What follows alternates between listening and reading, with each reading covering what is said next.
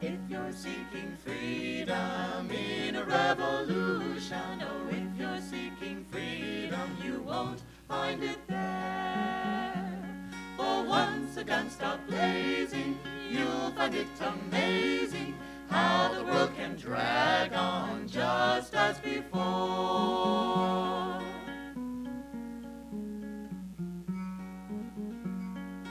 If you're seeking freedom in a marble mansion, oh, if you're seeking freedom, you won't find it there. For even when it's sunny, you'll be counting money, keeping up that showcase your face lined with care.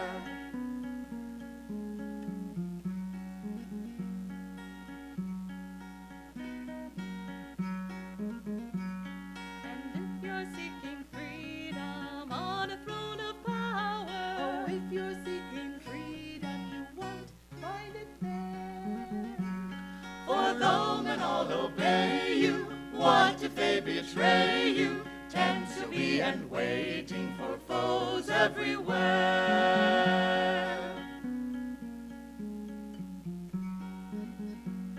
But if you're seeking freedom, cast away Why desires. barter like a beggar? You've wealth everywhere. For never can you buy it, grasp and you deny it. Freedom can't be hoarded, it's free as the air. And if you're seeking freedom, seek it on the mountains. Got sunlight on your shoulders, the wind in your hair. For there's no one can hold you, boss about or mold you. Once your heart is free, you'll be king everywhere. For there's no one can hold you, boss about or mold you. Once your heart is free, you'll be king everywhere.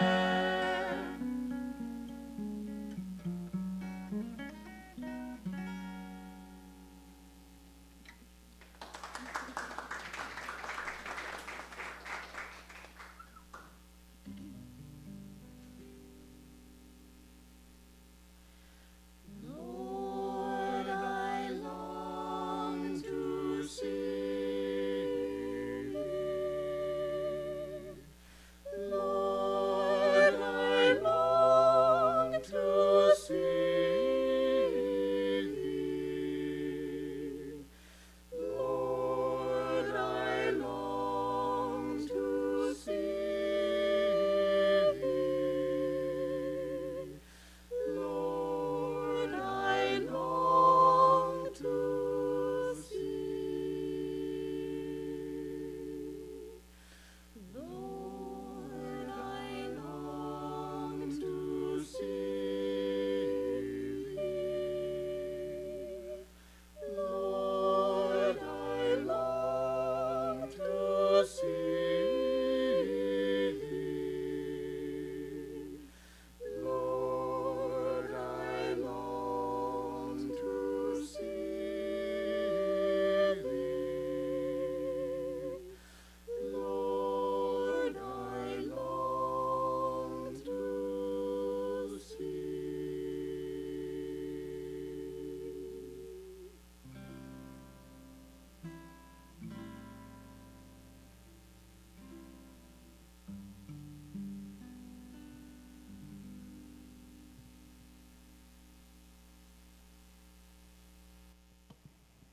Good morning.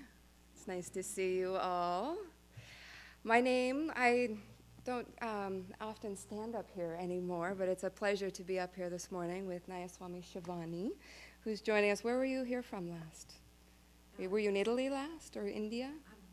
Yes. All of the above. So it's a pleasure to have her here this morning again.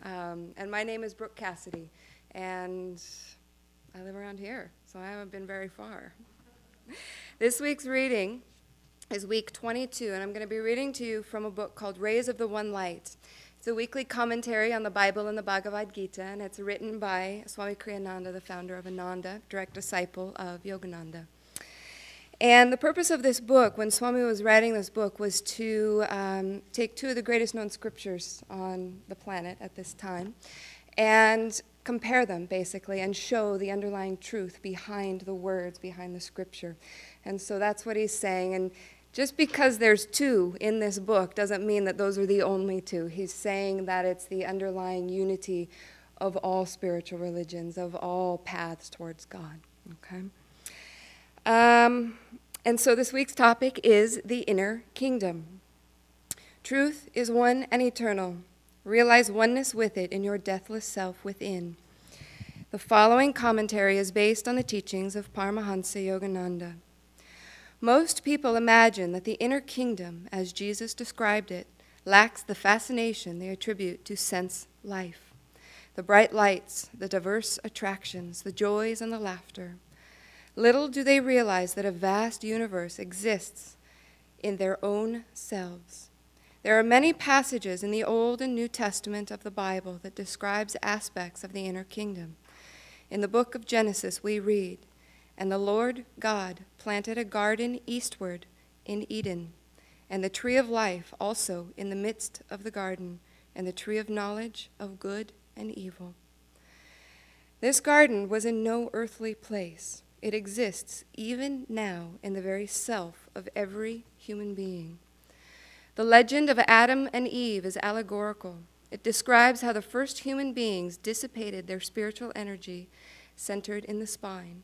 The spine is the channel through which flows the river of baptism and of spiritual life. The Bhagavad Gita tells us, the wise speak of an eternal Ashvata tree with its roots above and its branches below. The tree of life spoken of also in Genesis is the spine. Its roots are above in the brain's energy. Its branches are in the outward spreading nervous system. When the sap, which is to say the energy, flows downward, the consciousness is drawn into delusion. On the other hand, when the energy is drawn upward in deep meditation, the consciousness is drawn towards its eternal source, God, and is at last united with Him. Krishna, in the Bhagavad Gita, therefore urges his disciple Arjuna, his chief disciple Arjuna, to embrace the yoga science, the path of meditation. The yogi, he says, is greater than the ascetic, greater even than the followers of the path of wisdom or of action. Be thou, O Arjuna, a yogi. For those who find the divine truth, Krishna gives this description of the yogi. For those who would find the divine truth, it's a good word to not miss, Krishna gives this description of the yogi. Steadfast a lamp burns, sheltered from the wind, steadfastly meditating, solitary. Such is the likeness of the yogi's mind, shut from the sense storms and burning bright to heaven. Thus, through Holy Scripture, God has spoken to mankind. Om, Om, Om.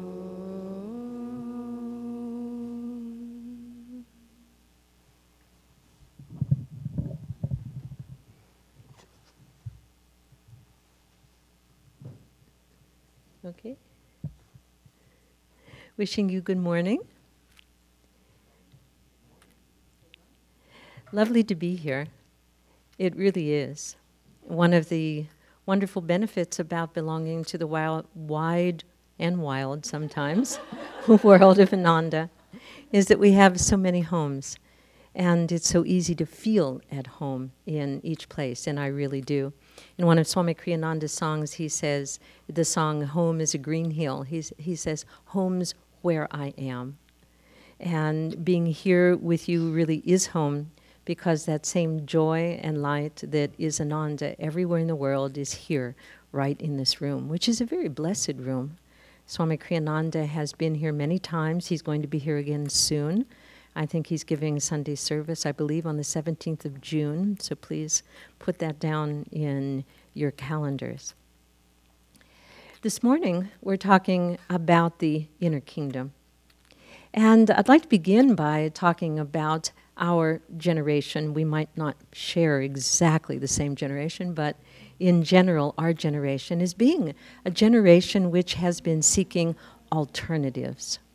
There's so much in our lives and in our spiritual quest which is different, which is alternative to what society and our parents have offered to us. We talk about alternative medicine, and probably everyone in this room is using in one form or another, be it Chinese or Ayurvedic or whatever, and probably alternative diet and nutrition. Perhaps you have experimented with or in a regime of macrobiotics or Ayurvedic diet or whatever it is. We are seeking in this moment in time for really viable alternatives. Even in the world of politics, perhaps not here in the United States where things go on as they always have, but Europe, which is right now experiencing an enormous crisis all over the European community.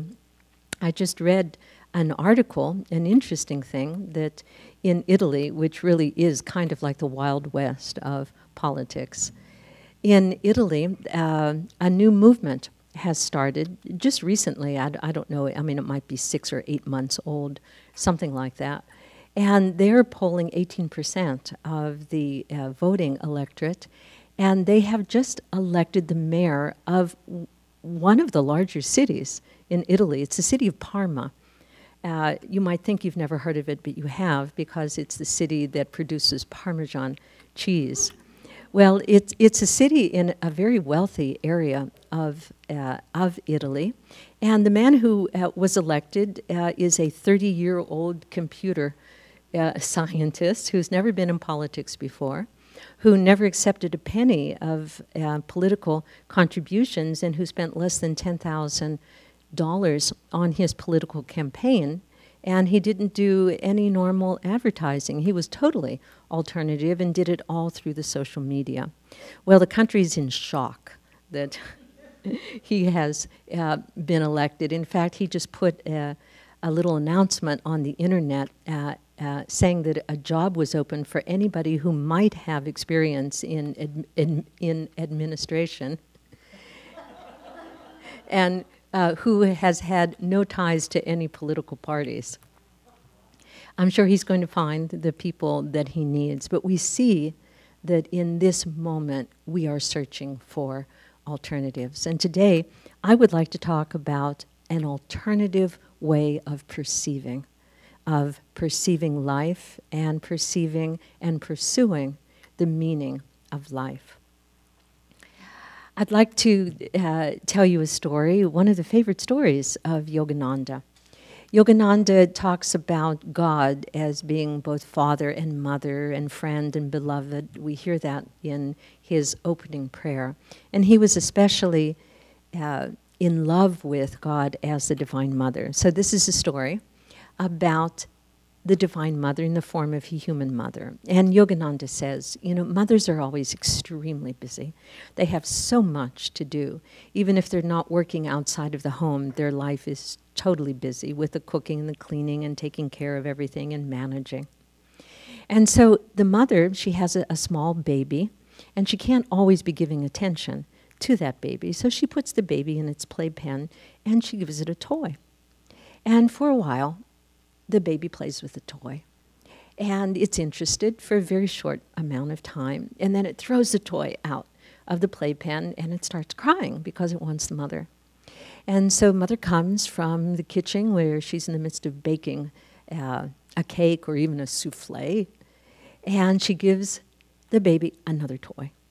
And the baby's happy for a while, plays with the toy, and then gets very bored and frustrated with it and throws the toy out. And this goes on. She keeps giving the baby toys, the baby plays with the toys, it gets tired with the toy, and it cries again. Finally, the baby understands the game.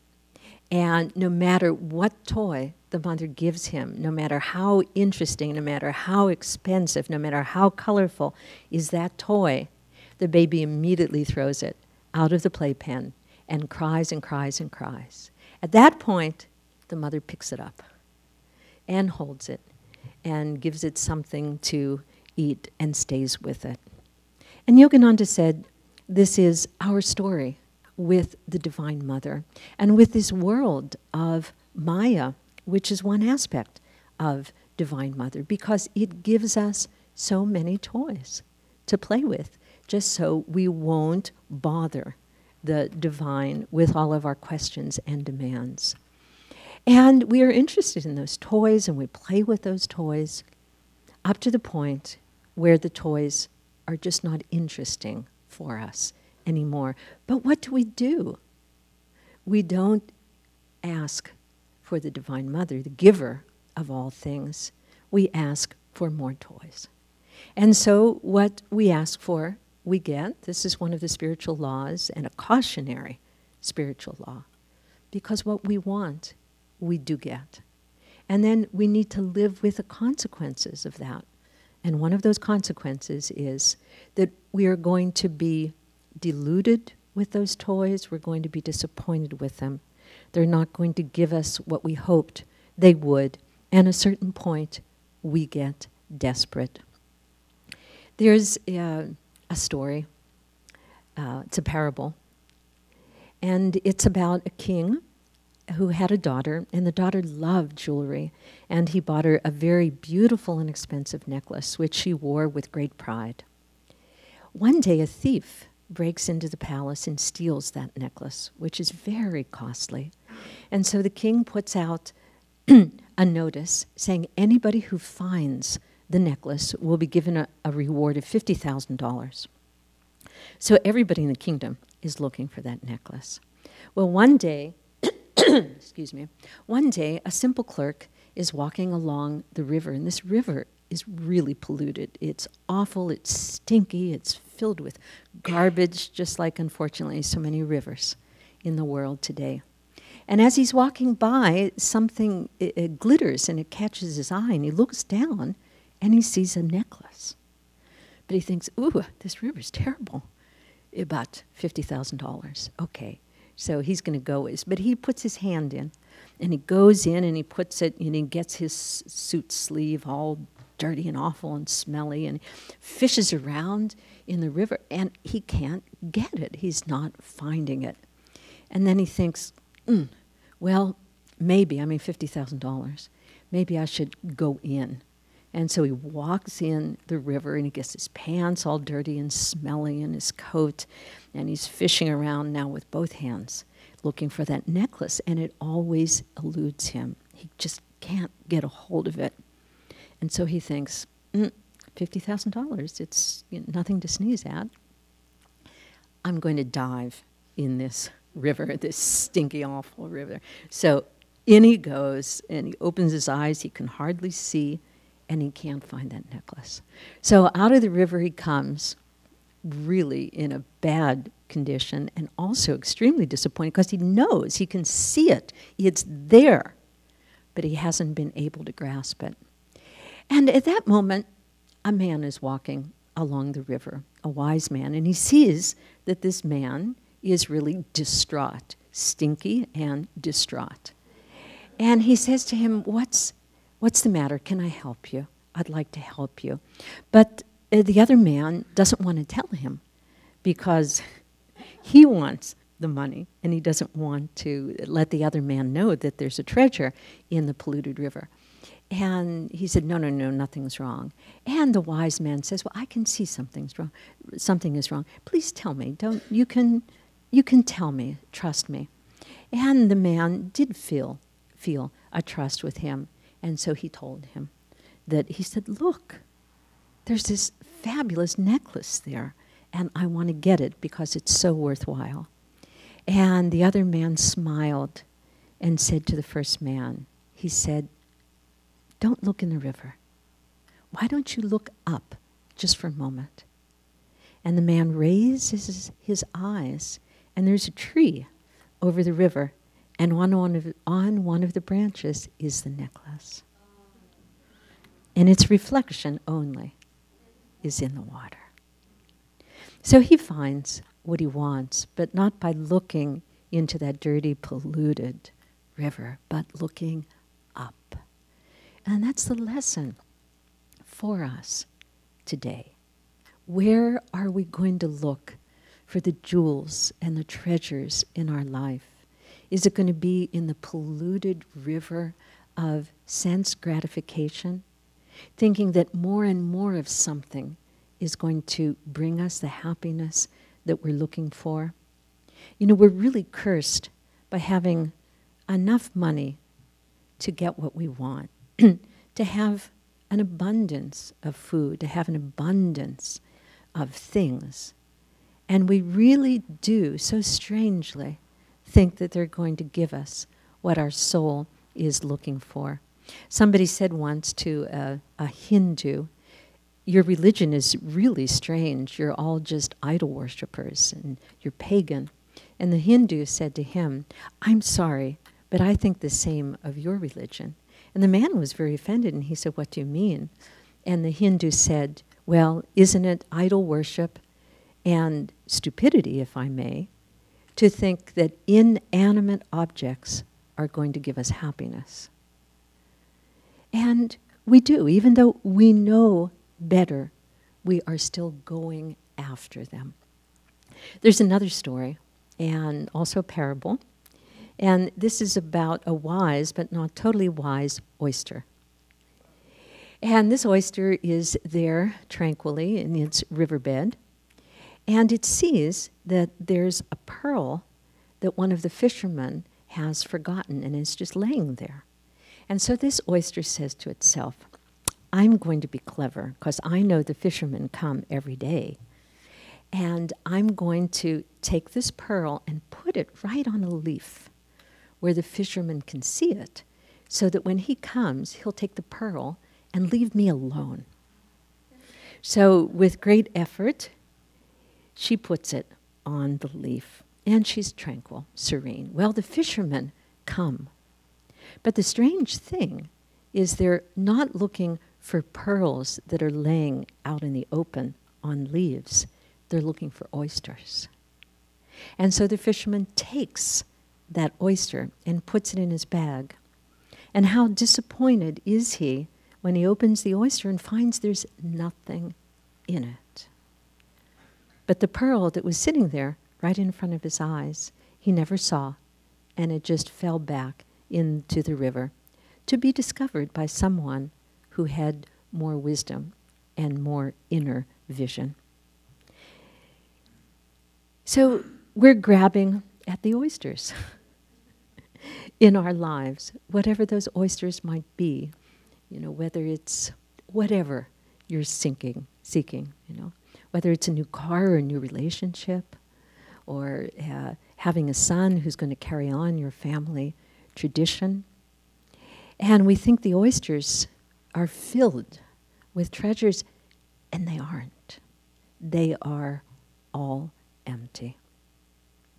So what the masters are telling us, and in today's reading, is that we need to be seeking not the outer kingdom of fulfillment that is never, ever fulfilling, that is so incredibly disappointing. I was talking with Arjuna, my husband, last night, and I was telling him about the Sunday service, because we often do Sunday service together, and I always like to talk to him, you know, about it and ask him for his insight. And so I'm channeling Arjuna now in this part of the service. And he said to me, he said, you know, we always think that getting more and more and more of anything is going to give us what we're looking for. We find something and it's good, it's delicious, or it's lovely, and we think, okay, more, more, more, more. But our senses can't carry the amount of energy that it takes to make us truly happy. Because what we're looking for is a super sensual experience. And so we overload our senses, thinking that we're going to find what we're looking for. And so many people are doing that. I mean, think of all of the famous people who have overloaded, who have overdosed, And it's not just in past history, it's happening every day. We see the rich and the famous people who are dying because they are trying to overload their poor little senses with more and more stimulation. Well, where is that inner kingdom? And how can we find it? And is it really worthwhile? Our ego tells us, take what's at hand. What's the saying? A bird in the hand is worth two in the bush. So let's just grab the pleasures and the little happiness that's right in front of us, because we really don't know what is in the bushes. But there is such an incredible joy and bliss to be found in the inner kingdom. You've heard of the experience of near death. You know, people die and they go into an altered or alternative state of perception. And when they're in that state, they feel such an incredible freedom. They're free from the confines of their physical body. Think about that. Have you ever been at the Dead Sea in Israel? Anybody? Yes. Did you float on the water? What was it like? Very interesting. It's an amazing experience because it seems that the body has no weight. It's just like an anti-gravity experience, maybe what the astronauts, experience. Or when people do diving, down deep in the ocean, that same type of weightless experience. One of the affirmations for the Ananda Yoga postures is, my body is no burden. It is light as air. Now, wouldn't it be wonderful to have that experience all the time? That your mental and emotional state is not conditioned by what your body is experiencing. You can have a cold, you can have the flu, you can have some terrible sickness, but your state of consciousness is not affected by that. Think about that for a moment, because our state is always affected by what our body's going through, whether we're too hot or too cold or whatever it is, because we think, and we even say, we use the words, I have a cold. I mean, who wants to have a cold? Give it away. It's not something that we want to possess. Or, I broke my arm, as though we did it intentionally. We picked it up and...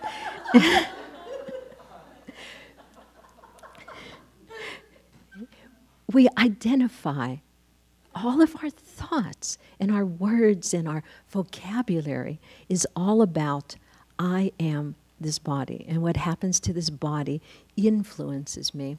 I remember once I was in a bus in Milano, in Italy. I was going to school at the time, learning Italian, and to get home I had to take, I think, like 2 buses and a tram.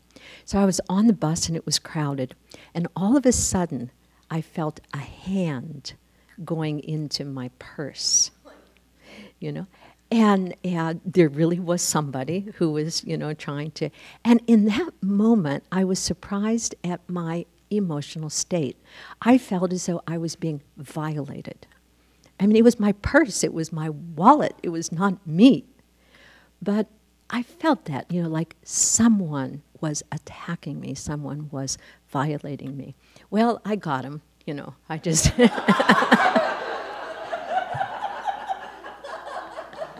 He wasn't going to get away with my wallet, and I started creating a fuss, and when the doors opened, he ran out. And it wasn't so much that upset me, but it was my inner state that upset me, that I had that identification with my purse, with my wallet. And you have a new car and you love it, first day out, you're in the parking lot and you scratch it. How do you feel? It's just such an awful feeling, as though that car is your physical body or is yourself. You feel so lousy. And We are so incredibly dependent on the outer kingdom. We're slaves to it. We're completely conditioned by it. And that's no way to live. I mean, who wants to live in slavery? Who wants to be dependent? We think that dependence is something that's just for drugs or for alcohol. People are dependent on it. But no, we're all dependent on the outer kingdom, thinking that it's going to give us eventually something that's worthwhile, and it never, ever will. And that's why so many people who are rich and famous end their lives, because they have not been able, even by more and more, to have what they want. So the people who experience this near-death state, the first experience they have is being free from dependence on their physical body. And they say, oh, this is so wonderful. It's such an incredible freedom. And then they discover how aware they are. Their awareness is heightened, just as people who have perhaps some handicap, like a person who cannot see, has a heightened sense of hearing and of space perception. And so they discover that when they're no longer tied to their body, their awareness is heightened, and they begin to perceive in an alternate way. They begin to understand, to see, to have a perspective that they never had before. It's just like a person, perhaps you've done this many times, when you go out walking, and you're walking in the flat part, and everything looks the same. You know, it's all flat. And then suddenly you find a hill, and maybe it's just a few hundred feet high, but you think, oh, that's nice, something that's not flat. And up you go, and you sit on top of the hill, and suddenly you have a perspective on everything that's around you.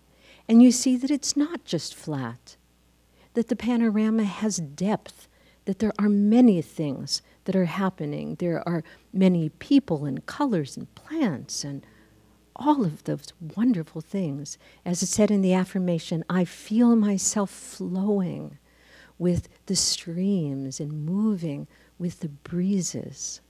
And how often do we feel that? Have you had that moment where you're out and it's nighttime and it's silent and you look up and you see the stars and you think, where have you been, stars? You know, my whole life. Why haven't I seen you before? But of course, they've always been there. What is the question? Where have I been this whole time? I've been in the outer kingdom, which is a very poor kingdom, like that filthy, polluted river. And there's this kingdom within. And it's so full of beauty and so full of wisdom and so full of understanding. And we can live in this inner kingdom. We can discover it. I remember when I first came to Ananda, I observed and continued to observe Swami Kriyananda. And one thing I saw early on was that he thought differently than I did about everything. I mean, somehow his way of thinking, his way of perceiving things was totally different. And I thought that because it was different, it was wrong. And so I always, in the beginning, long years, opposed him. You know, if he said one thing, I said the other. And I was sure that my way of seeing things was the right way because it was the way I was always used to. I was always used to thinking. And then I came to realize that the way I saw things was so incredibly influenced and conditioned by my thoughts, by my fears, by my prejudices, by my past, that I wasn't really seeing things, that I was seeing things, you know, like a horse that has blinders on because the driver doesn't want it to see other things and get distracted. It wants the horse just to go in that one way. Well, we live with blinders on. there is so much around us. I remember once coming from an especially lovely meditation and walking outside and thinking, who painted everything deep green? You know, I've never seen green like this. And then I continued to walk. Oh, I've never seen flowers like this. It's like all of the colors were just so much intensified. And I came to realize that Swami Kriyananda has a way of perceiving things that's from above. And when we're above, we can look far ahead. We see in the distance, we can even understand how certain things that we do will play out in the future. You know? And this is the gift of prophecy, but just in a small way, beginning to understand ourselves. That's where we want to live. We want to live with perspective on our lives. We want to live in wisdom. We want to live in touch with who we really are, which is not this and whatever we can get through our senses. Swami Kriyananda bought for our center in Italy an aura camera. And it's one of these things where you put your hand on it and then it has this printout. Well, people are just fascinated by that. Why? It's because when we see a representation of our aura, we come to realize that we are so much more than we seem. Look at those colors. We say, look at that. Look at the color from this chakra and this chakra and this chakra. Our inner kingdom is our true kingdom. It's our energy. It's our color. It's our music. When a master sees a person, he doesn't see their physical being. He hears their music. He sees their color. He sees what they truly are. And we can see what we truly are. How can we get into that kingdom? There are keys. You know, St. Peter is said to be carrying the keys to the kingdom, you know, and it's not like he's walking around with his huge keychain and opening up, you know, he opens up the pearly gates so we can get in. There are so many inner keys, and we know what they are. One of the doorways into the inner kingdom is right here, is the spiritual eye between our two eyebrows. And Yogananda says that if we can keep our attention there during the day, first to stimulate the spiritual eye in meditation, which is what we do through our practices of meditation and of Kriya Yoga. We stimulate, we keep our eyes up. In one of the Psalms of David, the 121st Psalm, it begins by saying, I will lift up mine eyes unto the hills, from whence cometh my help. There's so much help that is coming to us when we lift our eyes up. These are the hills, you know, the eyebrows. And when we lift up and we look here, just like the man who, when he lifted up his eyes, he saw the sparkling necklace. So Yogananda says, keep your attention here. Speak from the spiritual eye. Listen through the spiritual eye. Taste your food through the spiritual. Everything changes when we do that. We begin to have an alternative, heightened perception that brings us so much more satisfaction and wisdom, so much more peace and understanding, that we never want to go back and live in the other way of just living through our physical senses. The people who have the near-death experience, when the angel tells them, well, you're not finished on earth, you need to go back, they don't want to go. Because what they experience when they are not a slave of the physical body and the physical senses is so ecstatic that they don't want to come back. And it's really a hardship, it's a shock. They do come back, but they come back with more wisdom. In this reading, it talks about the tree of life. Yogananda said, there's only one path. There's only one spiritual path. And when he said that, he was not being sectarian. He wasn't saying that that path is Hinduism or Christianity or Islam or Judaism. He was saying the only path to self-fulfillment and self-realization is through the spine, through the tree of life. And the science of Kriya Yoga is such a great gift to the world because it helps us to find that inner tree of life and to live in that tree of life, to find the energy that's the sap that's flowing through that tree of life. So let's all of us take advantage of that great gift that Yogananda and other masters have come to give us, the keys to the inner kingdom. Let's keep our minds here. Let's spend time alone with God. How much time do we spend in the outer kingdom? All of our time, except when we're asleep. How much time do we dedicate to the inner kingdom? All too little. Yogananda would often say, you will never, never, never, he said it 3 times, find God unless you spend time alone with Him. Let's find that time. If it's once a week, maybe a few hours.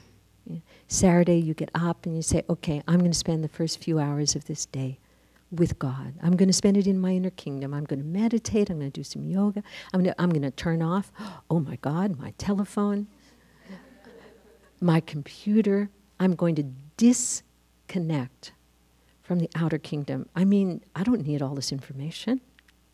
I really don't.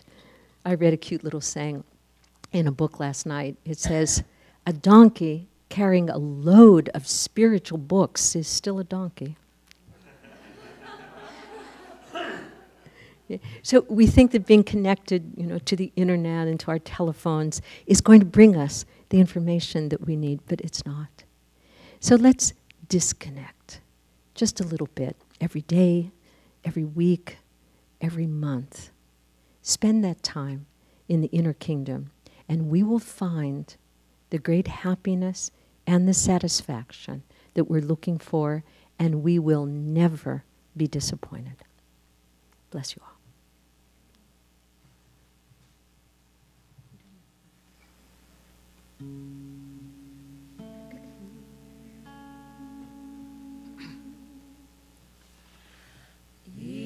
Evening garden, silent fountain, glimmering stars in its depths, a sudden leaf falling toward the water, ripples bring memories.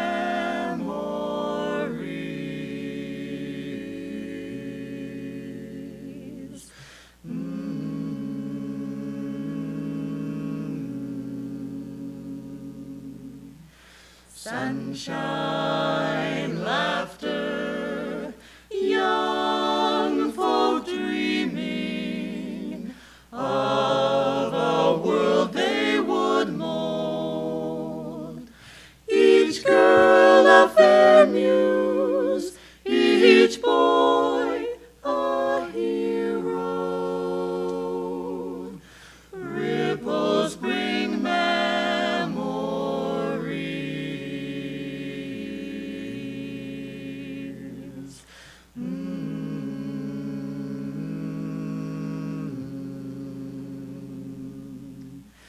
Friend, all our lives we spend seeking the stars, thinking them almost at hand. How far must we roam ere our minds turn within, ere we at last understand?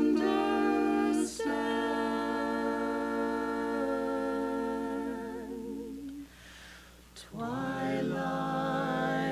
mist falls, old folk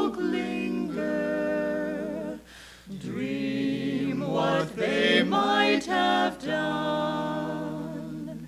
Youth's shining star has become